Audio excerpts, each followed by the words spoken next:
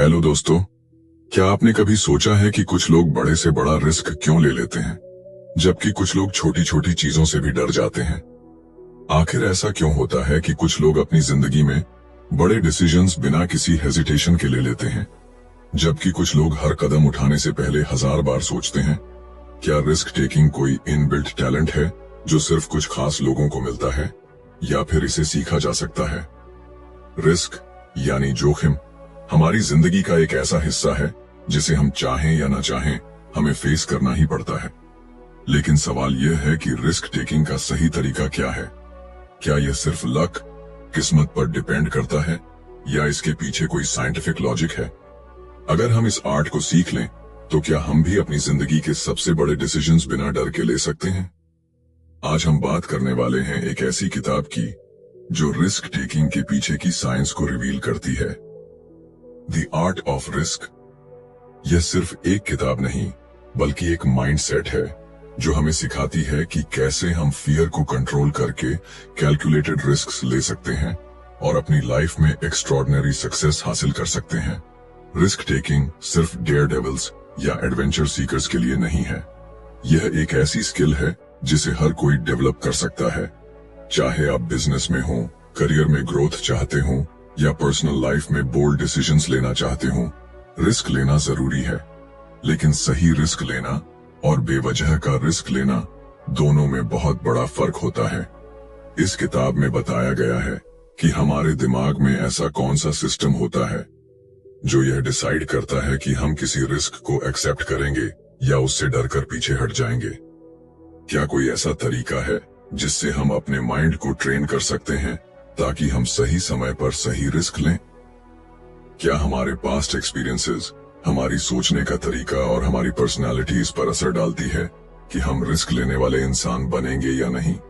किताब की सबसे बड़ी सीख यह है कि फियर यानी डर हमेशा रिस्क टेकिंग के रास्ते में सबसे बड़ी बाधा होती है। लेकिन सच्चाई यह है कि सक्सेसफुल रिस्क टेकर्स वो नहीं होते जो बिल्कुल भी नहीं डरते, बल्कि वो होते हैं जो अपने डर को मैनेज करना सीख लेते हैं। यानी रिस्क टेकिंग का मतलब यह नहीं कि आप बेधड़क और बिना सोचे समझे कोई भी कदम उठा लें। इसका मतलब यह है कि आप अपने डर को समझें, अपने गोल्स को क्लियर करें और फिर एक स्मार्ट स्ट्रैटेजी बनाकर उस रिस्क को हैंडल करें। इसीलिए अगर आप भी अपनी जिंदगी में एक बोल्ड और कॉन्फिडेंट इंसान बनना चाहते हैं, अगर आप भी उन लोगों में शामिल होना चाहते हैं जो बिना किसी डर के अपने सबसे बड़े ड्रीम्स को फॉलो करते हैं, तो यह वीडियो आपके लिए है। इस वीडियो में हम द आर्ट ऑफ रिस्क की सबसे पावरफुल स्ट्रैटेजीज को डिकोड करेंगे, जो आपको यह सिखाएंगी कि कैसे आप अपने अंदर रिस्क टेकिंग का सही बैलेंस डेवलप कर सकते हैं और अपनी जिंदगी में फियर को कंट्रोल करके सफलता हासिल कर सकते हैं। तो चलिए बिना कोई समय गवाए इस रोमांचक सफर की शुरुआत करते हैं और सीखते हैं रिस्क लेने की असली कला। Chapter 1, your brain on risk. क्या आपने कभी सोचा है कि कुछ लोग किसी ऊंची चट्टान से कूदने, तेज रफ्तार में बाइक चलाने या अपने बिजनेस में करोड़ों का निवेश करने से जरा भी नहीं डरते, जबकि कुछ लोग छोटी छोटी चीजों में भी रिस्क लेने से कतराते हैं? आखिर ऐसा क्यों होता है? क्या यह सिर्फ हमारी पर्सनैलिटी पर निर्भर करता है या इसके पीछे कुछ साइंटिफिक लॉजिक छुपा है? इस चैप्टर में एक बहुत ही चौंकाने वाली बात बताई गई है। रिस्क टेकिंग सिर्फ लक या बोल्डनेस पर निर्भर नहीं करता, बल्कि यह एक डीपली वायर्ड बायोलॉजिकल प्रोसेस है जो हमारे ब्रेन के अंदर चलता रहता है। जब भी हम किसी रिस्की सिचुएशन में होते हैं, हमारा दिमाग एक तेज कैलकुलेशन करने लगता है। क्या यह रिस्क लेना सेफ होगा? क्या इसके रिजल्ट्स पॉजिटिव होंगे? क्या हम फेलियर हैंडल कर पाएंगे? और फिर हमारी बॉडी उस कैलकुलेशन के हिसाब से रिएक्ट करती है। लेकिन मजेदार बात यह है कि हर किसी का दिमाग रिस्क को एक ही तरीके से प्रोसेस नहीं करता। कुछ लोग नेचुरली ज्यादा रिस्क टेकिंग होते हैं और कुछ लोग ज्यादा कॉशियस। लेकिन ऐसा क्यों? इसकी जड़ें हमारे दिमाग में छुपी हुई हैं। जब भी हम किसी रिस्क से सामना करते हैं, हमारा ब्रेन 3 बड़े सिस्टम्स के आधार पर फैसला लेता है: अमिगडाला, प्रीफ्रंटल कॉर्टेक्स और डोपामाइन सिस्टम। अमिगडाला हमारे डर और सर्वाइवल इंस्टिंक्ट को कंट्रोल करता है, जब भी हमें कोई बड़ा रिस्क दिखता है, यह हमारे अंदर अलर्ट सिग्नल भेजता है, रुक जाओ, यह खतरनाक हो सकता है। इसलिए जब कोई ऊंचाई पर खड़ा होता है और नीचे देखता है, या कोई नया बिजनेस शुरू करने से पहले फेलियर का डर महसूस करता है, तो इसके पीछे अमिगडाला ही काम कर रहा होता है। लेकिन कहानी यहीं खत्म नहीं होती। हमारे दिमाग का प्रीफ्रंटल कॉर्टेक्स उस रिस्क को लॉजिकली एनालाइज करता है। ये हमारे पास्ट एक्सपीरियंस, हमारे गोल्स और उस रिस्क से मिलने वाले पॉसिबल रिवॉर्ड्स को कंपेयर करता है। अगर प्रीफ्रंटल कॉर्टेक्स को लगता है कि रिस्क लेना सही रहेगा, तो यह अमिगडाला के डर को शांत करने की कोशिश करता है। अब आता है सबसे interesting part, dopamine system. Dopamine, जिसे हम फील गुड केमिकल भी कहते हैं, हमारे दिमाग का वो हिस्सा है जो हमें थ्रिल और एक्साइटमेंट का एहसास कराता है। जब हम कोई रिस्क लेते हैं और उसमें सक्सेसफुल होते हैं, तो हमारा डोपामीन सिस्टम हमें एक स्ट्रॉन्ग रिवॉर्ड सिग्नल भेजता है। यस, ये मजेदार था, दोबारा ट्राई करो। यही कारण है कि कुछ लोग रिस्क लेने से घबराते नहीं, बल्कि बार बार उसका थ्रिल महसूस करना चाहते हैं। लेकिन यही डोपामीन सिस्टम कभी कभी हमें गलत फैसले लेने पर भी मजबूर कर सकता है। जब कोई person extreme risk taking behaviours दिखाता है, जैसे गैम्बलिंग, हाई स्पीड रेसिंग या अनावश्यक रूप से डेंजरस डिसीजंस लेना, तो इसका कारण डोपामीन की ओवर एक्टिविटी हो सकती है। कुछ लोग नेचुरली ज्यादा डोपामीन सेंसिटिव होते हैं, और यही कारण है कि वो बार बार हाई रिस्क डिसीजंस लेते हैं, भले ही उसमें फेलियर का खतरा हो। अब सवाल ये उठता है, क्या रिस्क टेकिंग को कंट्रोल किया जा सकता है? क्या हम अपने दिमाग को इस तरह से ट्रेन कर सकते हैं कि हम सही समय पर सही रिस्क लें और अननेसेसरी रिस्क से बचें? हाँ, यह पॉसिबल है। अगर हम अपने दिमाग के इन 3 सिस्टम्स को अच्छी तरह समझ लें, तो हम अपने फियर को मैनेज कर सकते हैं, अपनी लॉजिकल थिंकिंग को इंप्रूव कर सकते हैं और अपने डोपामीन सिस्टम को सही तरीके से कंट्रोल कर सकते हैं। इस चैप्टर में एक बहुत ही पावरफुल मैसेज है। रिस्क टेकिंग कोई रैंडम टैलेंट नहीं है, बल्कि यह एक बायोलॉजिकल और साइकोलॉजिकल प्रोसेस है जिसे हम समझकर मास्टर कर सकते हैं। जो लोग स्मार्ट रिस्क लेते हैं, वो अपनी इंस्टिंक्ट्स, एक्सपीरियंस और लॉजिकल थिंकिंग के बीच एक परफेक्ट बैलेंस बनाते हैं। वो ना तो बिना सोचे समझे रिस्क लेते हैं और ना ही किसी डर के कारण अपॉर्चुनिटीज मिस करते हैं। तो अगली बार जब आप किसी बड़े डिसीजन के सामने खड़े होंगे, तो खुद से एक सवाल पूछिए, क्या यह मेरा अमिगडाला है जो मुझे रोक रहा है? क्या मेरा प्रीफ्रंटल कॉर्टेक्स इस रिस्क को सही तरीके से एनालाइज कर रहा है? क्या मेरा डोपामीन सिस्टम मुझे सही रिवॉर्ड की ओर खींच रहा है? अगर आप इस फॉर्मूला को समझ लेते हैं, तो आप किसी भी रिस्क को समझदारी से हैंडल कर सकते हैं और अपनी जिंदगी में बड़े बड़े गोल्स अचीव कर सकते हैं। रिस्क एक आर्ट है और इसे मास्टर करना पॉसिबल है। बस आपको अपने दिमाग को सही तरीके से समझना होगा। Chapter 2, the myth of fearlessness. क्या आपने कभी ऐसे लोगों को देखा है जो ऊंचाई से छलांग लगाने में हिचकिचाते नहीं, जो तेज रफ्तार में बाइक दौड़ाते हैं, जो बिना किसी डर के नए बिजनेस आइडियाज पर करोड़ों रुपए लगा देते हैं? हमें लगता है कि ये लोग फियरलेस हैं, यानी इन लोगों को डर महसूस ही नहीं होता। लेकिन क्या सच में ऐसा होता है? क्या कुछ लोग जन्म से ही डर से मुक्त होते हैं, या फिर यह सिर्फ एक मिथ है? इस चैप्टर में इस बहुत बड़े भ्रम को तोड़ती है। फियरलेसनेस नाम की कोई चीज होती ही नहीं। हकीकत यह है कि हर इंसान डरता है, चाहे वह कितना भी बहादुर क्यों न दिखे। फर्क बस इतना है कि कुछ लोग अपने डर को सही तरीके से मैनेज करना सीख जाते हैं और कुछ लोग डर के आगे घुटने टेक देते हैं। जब भी हम किसी रिस्की सिचुएशन में होते हैं, हमारा ब्रेन तुरंत अलर्ट मोड में चला जाता है। हमारे अंदर एक अनदेखी घबराहट पैदा होती है, हमारी हार्ट बीट तेज हो जाती है, हथेलियां पसीने से भीगने लगती हैं और दिमाग कहता है, रुक जाओ, यह खतरनाक हो सकता है। यह हमारा अमिगडाला है जो हमें सर्वाइवल मोड में डाल देता है। यह सिस्टम लाखों सालों से हमारे अंदर मौजूद है और यही हमें हर तरह के खतरों से बचाने में मदद करता है। लेकिन आज के दौर में खतरे सिर्फ जंगलों में जंगली जानवरों से नहीं होते, बल्कि career decisions, public speaking, investments और रिलेशनशिप्स में भी रिस्क होता है। लेकिन जब हम इन रिस्क को फेस करते हैं, तब भी हमारा दिमाग वही प्रिमिटिव प्रतिक्रिया देता है, जो किसी जानलेवा खतरे को देख कर देता। अब सवाल यह है, अगर डर नेचुरल है तो फिर दुनिया के सबसे बड़े रिस्क टेकर्स कैसे इतने बड़े फैसले ले लेते हैं? क्या उनके अंदर डर नहीं होता? असली रिस्क टेकर्स वे लोग होते हैं जो डर को महसूस करने के बावजूद भी आगे बढ़ते हैं। वे अपने डर को अनदेखा नहीं करते, बल्कि उसे समझते हैं, उसे स्वीकार करते हैं और फिर उसी डर को अपनी ताकत बना लेते हैं। यही है असली माइंडसेट शिफ्ट जो एक आम इंसान और एक एक्स्ट्रॉर्डिनरी इंसान के बीच का सबसे बड़ा फर्क पैदा करता है।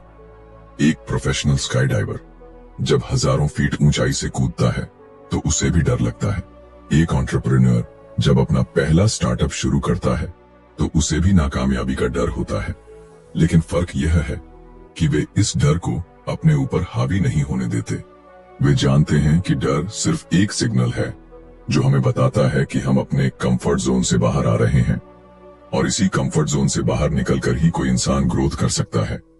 जब हम डर को पूरी तरह से समझ लेते हैं तो हम उसे अपने फायदे के लिए इस्तेमाल कर सकते हैं।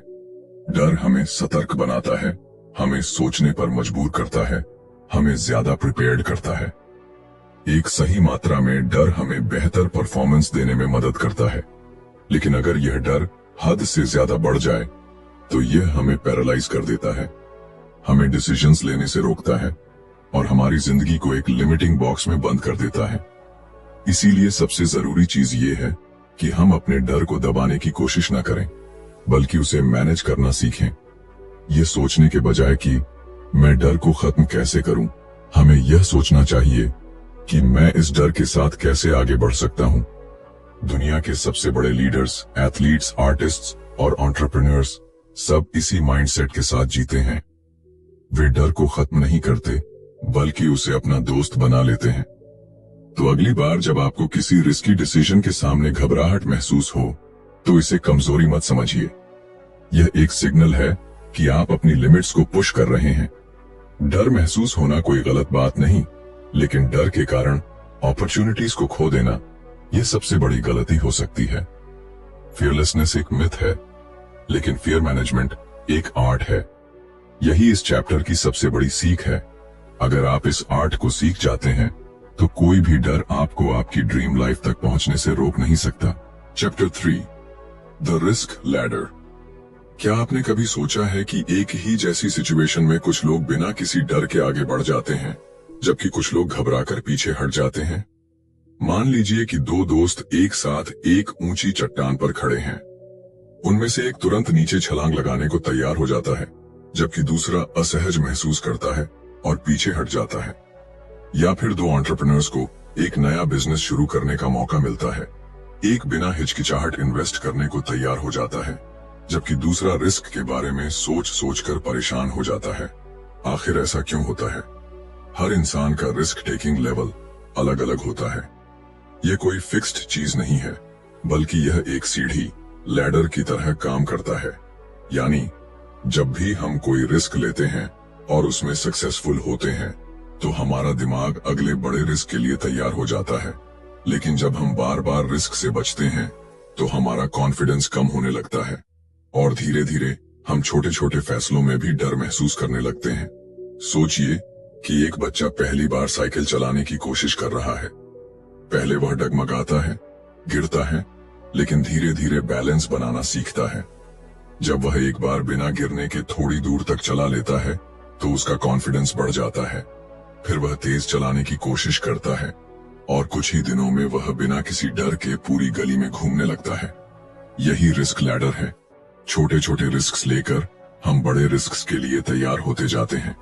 लेकिन अगर वह बच्चा शुरू में ही गिरने के डर से साइकिल चलाना छोड़ दे तो वह कभी सीख ही नहीं पाएगा। अब इसे असली जिंदगी में अप्लाई करें। मान लीजिए कि आपको पब्लिक स्पीकिंग का डर है। अगर आप सोचते हैं कि आप एक दिन सीधे हजारों लोगों के सामने बिना घबराए बोल पाएंगे तो यह असंभव लगेगा।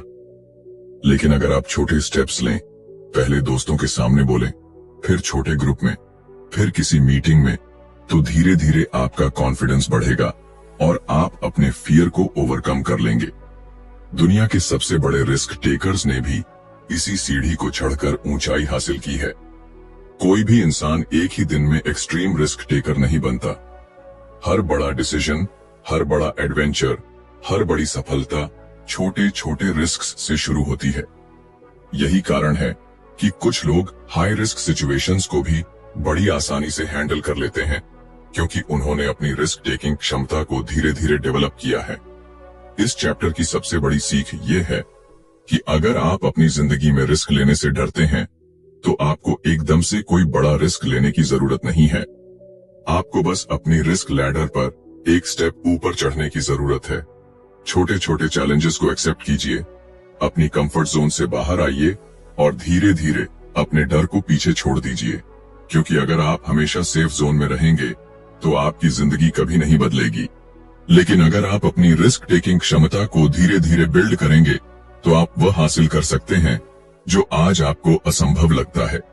रिस्क एक सीढ़ी की तरह है, छोटे कदम आपको ऊंचाई तक ले जा सकते हैं। सवाल यह है कि क्या आप इस सीढ़ी पर पहला कदम रखने के लिए तैयार हैं? Chapter 4, training for risk. क्या रिस्क लेना एक टैलेंट है जो कुछ लोगों को जन्म से मिलता है, या फिर यह एक स्किल है जिसे सीखा और डेवलप किया जा सकता है? यह सवाल बहुत जरूरी है, क्योंकि जब भी हम किसी रिस्क टेकर को देखते हैं, चाहे वह कोई हाई स्टेक्स एंटरप्रेन्योर हो, कोई एक्सट्रीम एथलीट हो, या कोई सोल्जर जो युद्ध में जाता है, हमें लगता है कि उनके अंदर कोई सुपर पावर है जो उन्हें बिना डर के बड़े फैसले लेने की क्षमता देती है। लेकिन सच्चाई कुछ और ही है।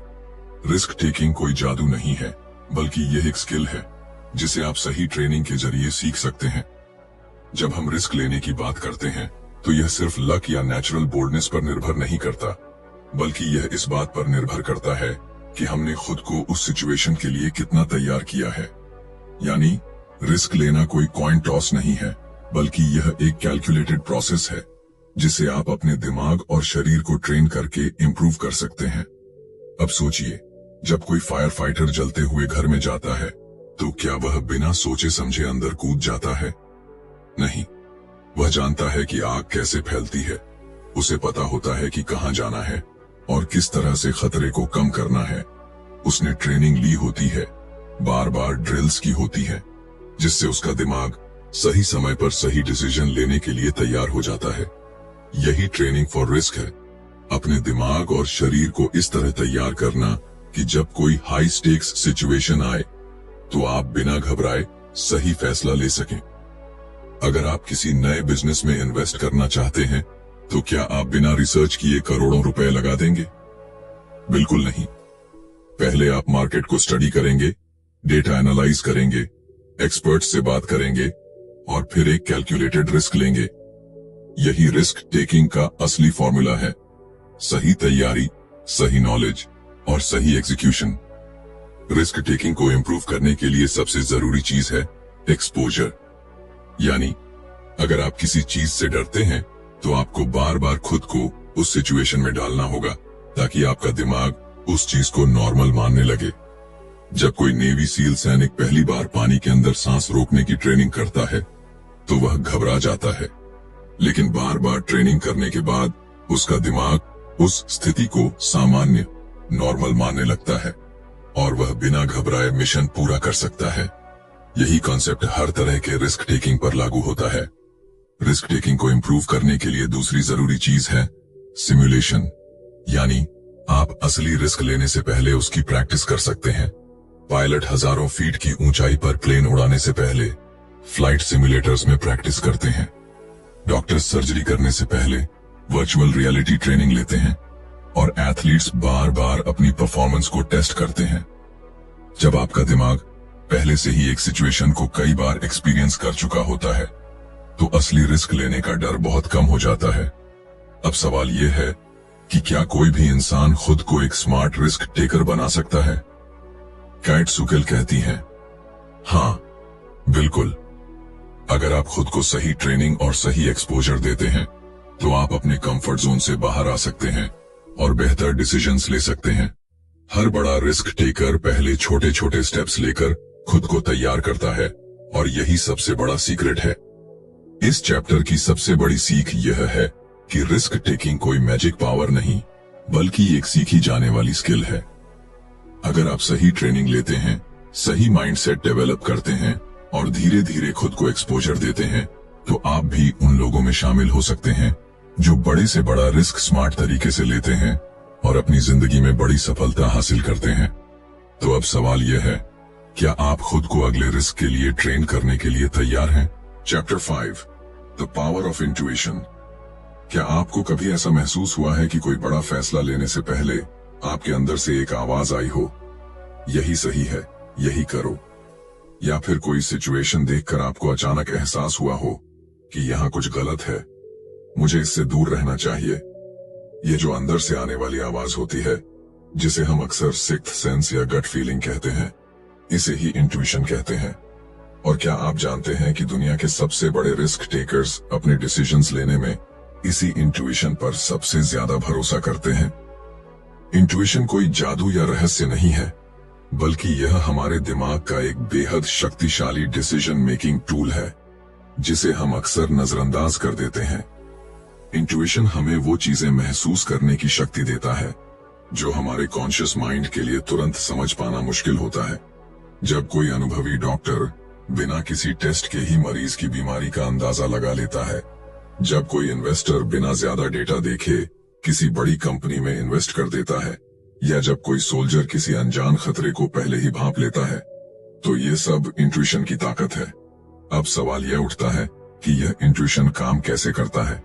जब हम कोई भी नया एक्सपीरियंस लेते हैं, तो हमारा दिमाग उस एक्सपीरियंस को अपने अंदर स्टोर कर लेता है। ये स्टोर की गई जानकारियां और पैटर्न्स हमारे अनकॉन्शियस माइंड में जमा होती रहती हैं। जब हम किसी रिस्की सिचुएशन में होते हैं, तो हमारा दिमाग तेजी से इन पास्ट एक्सपीरियंसेस को स्कैन करता है और बिना किसी लॉजिकल एनालिसिस के हमें एक सिग्नल भेजता है, यह सही है या यह गलत है। यही इंट्यूशन है। इसे समझने के लिए एक बहुत ही साधारण उदाहरण लेते हैं। मान लीजिए कि आप किसी नए शहर में घूमने गए हैं और आपको दो रास्ते दिखते हैं। एक रास्ता साफ सुथरा और रोशन है, जबकि दूसरा रास्ता अंधेरा और सुनसान। बिना ज्यादा सोचे ही आपका मन कहेगा कि पहला रास्ता ज्यादा सेफ है। क्यों? क्योंकि आपके दिमाग ने आपके पास्ट एक्सपीरियंसेस और बचपन से सुनी गई कहानियों को मिलाकर एक पैटर्न बना लिया है कि सुनसान और अंधेरे रास्ते खतरनाक हो सकते हैं। यही इंट्यूशन है। रिस्क टेकिंग के मामले में भी यही होता है। जब कोई प्रोफेशनल पोकर प्लेयर बिना ओपोनेंट के कार्ड्स देखे ही अंदाजा लगा लेता है कि सामने वाले के पास अच्छा हाथ है या नहीं, जब कोई स्टॉक मार्केट ट्रेडर किसी कंपनी के शेयर के बढ़ने या गिरने का सही अनुमान लगा लेता है, या जब कोई एथलीट बिना सोचे समझे सही डिसीजन ले लेता है, तो ये सब उनके सालों के अनुभव से आने वाली इंट्यूशन के कारण होता है। यानी जितना ज्यादा आप किसी चीज में एक्सपीरियंस लेंगे, उतनी ही तेज आपकी इंट्यूशन बनेगी। लेकिन एक दिलचस्प बात यह है कि इंट्यूशन हमेशा सही नहीं होती। कभी कभी हमारा दिमाग पास्ट एक्सपीरियंसेस की वजह से गलत पैटर्न्स बना लेता है और हम गलत फैसले भी ले सकते हैं। इसलिए काइट सुकेल बताती हैं कि इंट्यूशन को शार्पन करने के लिए दो चीजें जरूरी हैं।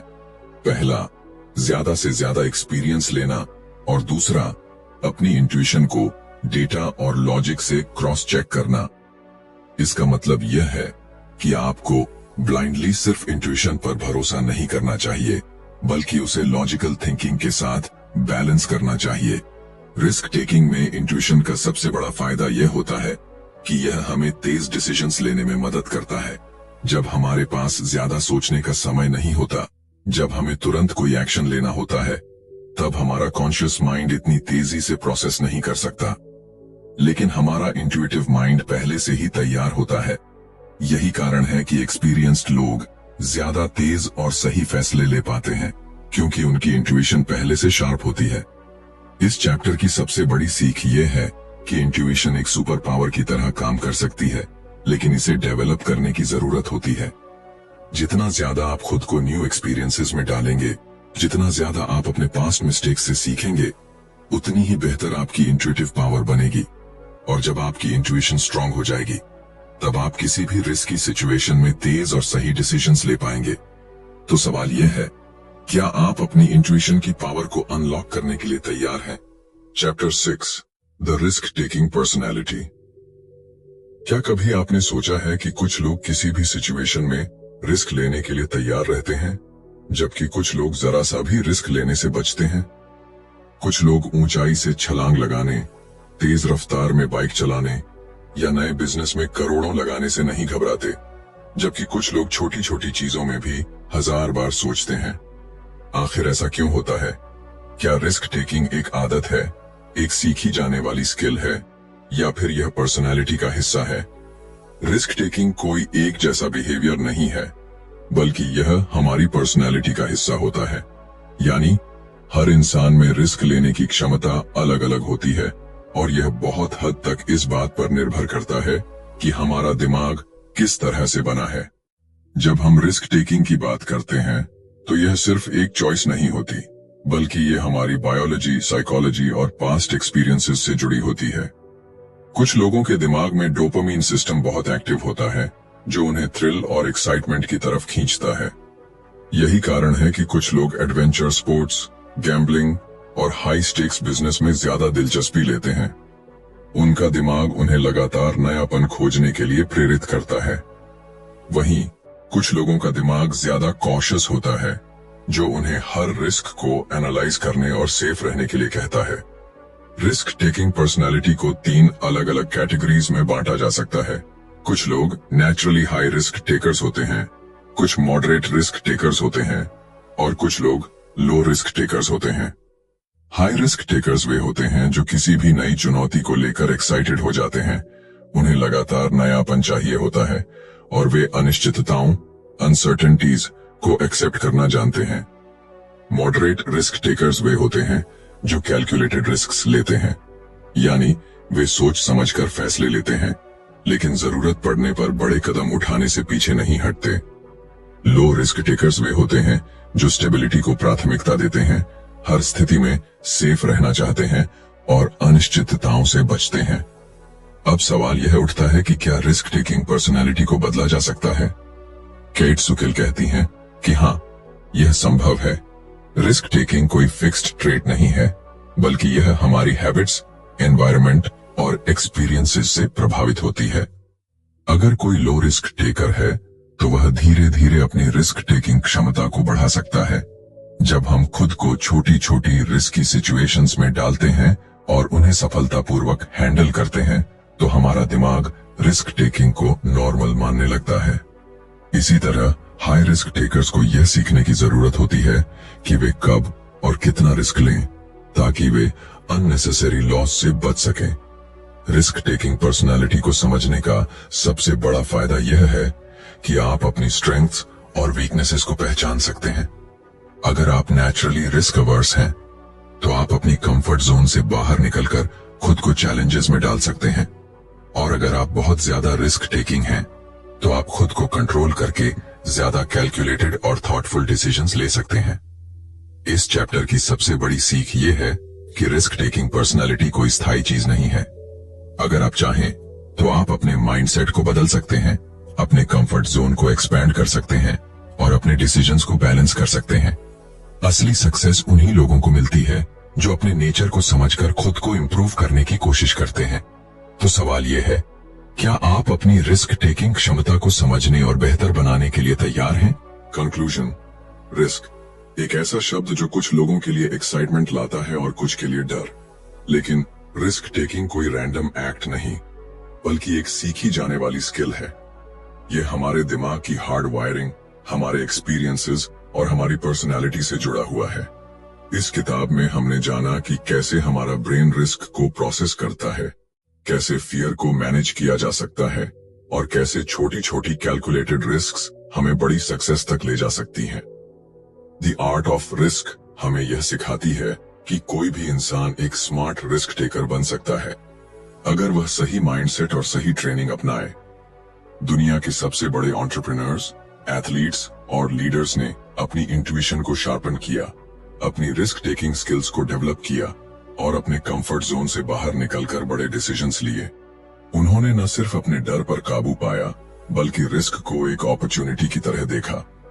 इस किताब की सबसे बड़ी सीख यही है कि रिस्क टेकिंग कोई कॉइन टॉस नहीं है, यह एक आर्ट है। इसे आप जितना ज्यादा समझेंगे और प्रैक्टिस करेंगे, उतना ही ज्यादा आप अपनी जिंदगी में बोल्ड और मीनिंगफुल डिसीजंस ले पाएंगे।